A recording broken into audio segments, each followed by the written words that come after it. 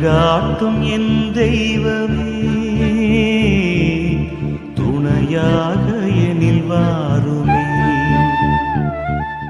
என் அன்பார்ந்த சகோதர சகோதரிகளே, இன்றைய இரவு ஜெபத்தில் நாம் புனித மார்த்தாளின் விசுவாசத்தை நினைவு கூர்கின்றோம். அவள் இயேசுவை தனது வீட்டில் வரவேற்று சேவை செய்து ஏழைகளுக்கு தொண்டாற்றிய ஒரு புனித வாழ்க்கையை வாழ்ந்தவள்.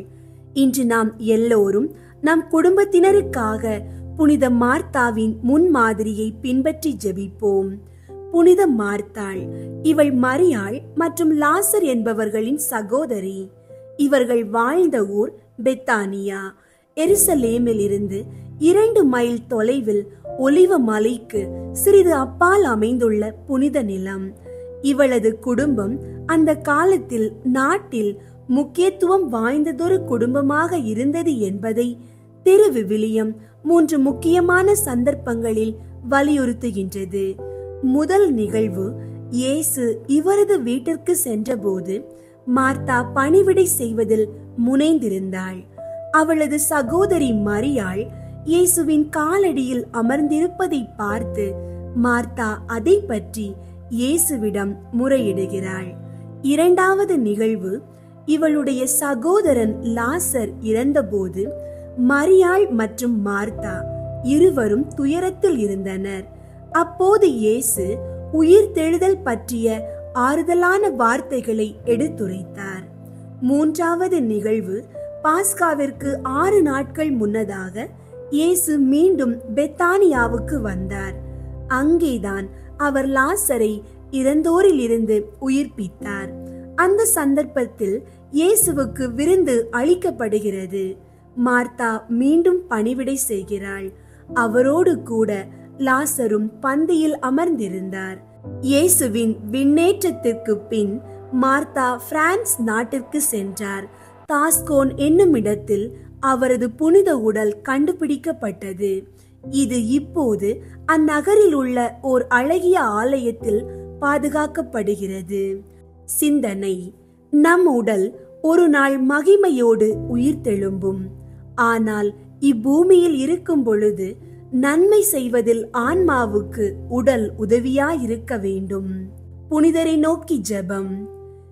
புனித மார்த்தாவே, நீர் ஆண்டவருக்கு சீரும் சேவையும் செய்தபோது உமது வாழ்க்கை ஊக்கமாய் தொண்டாற்றும் நம்பிக்கையாயிருந்தது. எங்கள் வீட்டிலும் உமது தூய சேவை மனப்பாங்கு ஏற்படட்டும். நீர் பெற்ற அந்த நம்பிக்கையைப் போல நாங்களும் இறைவனின் வார்த்தையில் நம்பிக்கையோடு வாழச் செய்யும். மிகவும் சோர்வடைந்த இரவுகளில் கூட உமது முன்மாதிரியை நினைத்து நாங்கள் புதுப்பிக்கப்பட எங்களுக்கு அருளை தாரும். ஜெபம். அன்பான தந்தையே, இன்றைய இரவில் எங்கள் குடும்பங்களை ஆசீர்வதியும்.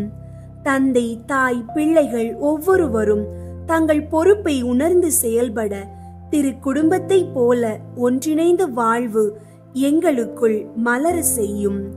அன்பும் அமைதியும் ஒருவருக்கொருவர் கரிசனமும் எங்கள் வீட்டில் நாள்தோறும் அதிகமாகட்டும். ஆண்டவரே, எங்கள் வீடுகளில் வரும் ஒவ்வொரு சிக்கலையும் இன்ப துன்பங்களையும் உமது கரங்களில் ஒப்பு கொடுக்கிறோம். நாங்கள் பிறரிடம் குறை காணாமல் நிறைகளை கண்டுணர எங்களை வழி நடத்தும். பிறரிடம் பெறுவதை எதிர்பார்க்காமல் நாங்கள் கொடுப்பவர்களாக மாற வேண்டுகின்றோம். எங்கள் வீடுகள் உமது இருப்பிடமாக மாறட்டும். இவை அனைத்தையும் எங்கள் ஆண்டவராகிய இயேசு கிறிஸ்துவின் நாமத்தில் மன்றாடுகின்றோம். ஆமீன். இப்போது இறை வார்த்தையை தியானிப்போம். யோவான் 11ஆம் அதிகாரம் 25 முதல் 26 வரை உள்ள இறை வார்த்தைகள். உயிர்த்தெழுதலும் வாழ்வும் நானே. என்னிடம் நம்பிக்கை கொள்பவர் இறப்பினும் வாழ்வார். உயிரோடு இருக்கும்போது என்னிடம் நம்பிக்கை கொள்ளும் எவரும் என்றுமே சாக மாட்டார். இதை நீ நம்புகிறாயா?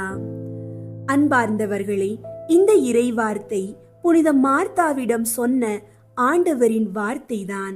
இன்று நம்மிடமும் அவர் இதையே கேட்கிறார். இதையெல்லாம் நீ நம்புகிறாயா? நாம் ஒன்றாக ஆமீன், ஆண்டவரே நம்புகிறேன் என்று பதிலளிப்போம். திருக்குடும்பத்தின் மன்றாட்டு மாலை.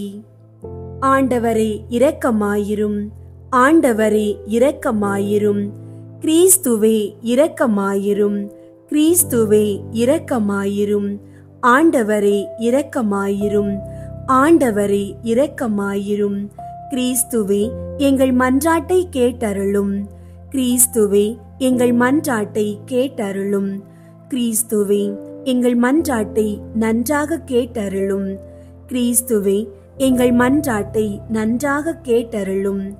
விண்ணகத்தில் இருக்கிற தந்தையாகிய இறைவா, எங்கள் மேல் இரக்கமாயிரும். உலகத்தை மீட்ட சுதனாகிய இறைவா, எங்கள் மேல் இரக்கமாயிரும். தூய ஆவியாகிய இறைவா, எங்கள் மேல் இரக்கமாயிரும். மூன்று ஆட்களாயிருக்கும் ஒரே இறைவா, எங்கள் மேல் இரக்கமாயிரும். அவதரித்த தேவ வார்த்தையின் திருக்குடும்பமே, எங்களுக்காக வேண்டிக் கொள்ளும். மண்ணுலகில் அதி புனித திருத்துவத்தின் பாவனையாகிய திருக்குடும்பமே, எங்களுக்காக வேண்டிக் கொள்ளும். பரமதேவ பிதா அத்தியந்த பிரியத்துடனே நேசித்த திருக்குடும்பமே, எங்களுக்காக வேண்டிக் கொள்ளும். அனைத்து அருளாலும் நிறைந்து அலங்கரிக்கப்பட்ட திருக்குடும்பமே, எங்களுக்காக வேண்டிக் கொள்ளும். எல்லா புண்ணியங்களுக்கும் உத்தம மாதிரிகையான திருக்குடும்பமே, எங்களுக்காக வேண்டிக் கொள்ளும். எல்லா இருதயங்களின் நேசத்துக்கும் பாத்திரமான திருக்குடும்பமே, எங்களுக்காக வேண்டிக் கொள்ளும். விண்ணுலகிற்கு தேர்ந்தெடுக்கப்பட்டவரின் ஞான கருவூலமாகிய திருக்குடும்பமே, எங்களுக்காக வேண்டிக் கொள்ளும். விண்ணுலகின் பேரின்பமாகிய திருக்குடும்பமே, எங்களுக்காக வேண்டிக் கொள்ளும். அனைத்து வான தூதர்களாலும் வணங்கப்பட்ட திருக்குடும்பமே, எங்களுக்காக வேண்டிக் கொள்ளும். மனிதர்களால் நிந்திகரிக்கப்பட்டிருந்தாலும் தேவ சமூகத்தில் உன்னத மாட்சிமை பொருந்திய திருக்குடும்பமே, எங்களுக்காக வேண்டிக் கொள்ளும். பெத்லகேம் ஊரார்களால் புறக்கணிக்கப்பட்டு ஒரு மாட்டு கொட்டிலில் ஒடுங்கி போக அவசரப்பட்ட திருக்குடும்பமே, எங்களுக்காக வேண்டிக் கொள்ளும். திவ்ய இரட்சகர் பிறந்த சமயத்தில் இடையர்களால் சந்திக்கப்பட்ட திருக்குடும்பமே, எங்களுக்காக வேண்டிக் கொள்ளும். பிறந்த திவ்ய குழந்தைக்கு ஸ்தோத்திரமாக வான தூதர்கள் இசைத்த கீதங்களை கேட்ட திருக்குடும்பமே, எங்களுக்காக வேண்டிக் கொள்ளும். மூன்று அறிஞர்களால் வணங்கி பாத காணிக்கை ஒப்பு கொடுக்கப்பட்ட திருக்குடும்பமே, எங்களுக்காக வேண்டிக் கொள்ளும்.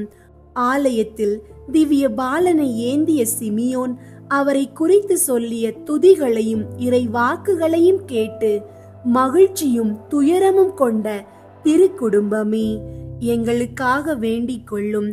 எண் நிறைந்த ஆபத்துக்குள்ளே எகிப்து தேசத்துக்கு ஓடிப்போக கட்டளையிட்ட வானதூதரின் வாக்குக்கு தாமதமின்றி கீழ்ப்படிந்த திருக்குடும்பமே, எங்களுக்காக வேண்டிக் கொள்ளும்.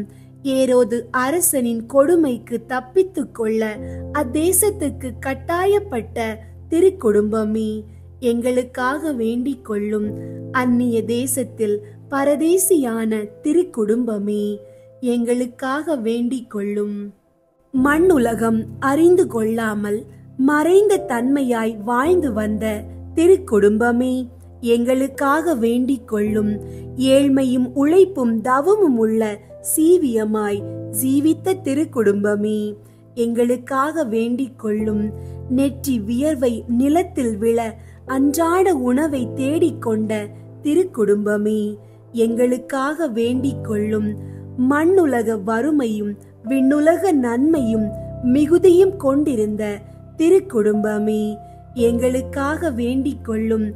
பிறர் சிநேகத்துக்கும் சமாதான ஒற்றுமைக்கும் மாதிரிகையான திருக்குடும்பமே, எங்களுக்காக வேண்டிக் கொள்ளும். நினைவிலும் மனப்பற்றுதலினாலும் முழுவதும் விண்ணுலகில் சஞ்சரித்திருந்த திருக்குடும்பமே, எங்களுக்காக வேண்டிக் கொள்ளும். உமது ஆயுள் முழுமையும் இடைவிடாத ஜெபமும் ஞான யோகமுமாயிருந்த திருக்குடும்பமே, எங்களுக்காக வேண்டிக் கொள்ளும்.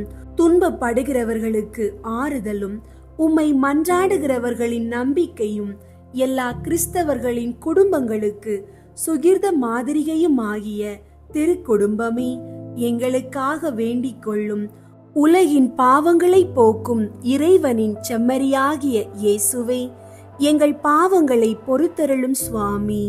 உலகின் பாவங்களை போக்கும் இறைவனின் செம்மறியாகிய இயேசுவே, எங்கள் மன்றாட்டை கேட்டருளும் சுவாமி. உலகின் பாவங்களை போக்கும் இறைவனின் செம்மறியாகிய இயேசுவே, எங்களை தயை பண்ணி இரட்சியும் சுவாமி. இயேசுவே, எங்கள் மன்றாட்டை கேட்டருளும். இயேசுவே, எங்கள் மன்றாட்டை நன்றாக கேட்டருளும்.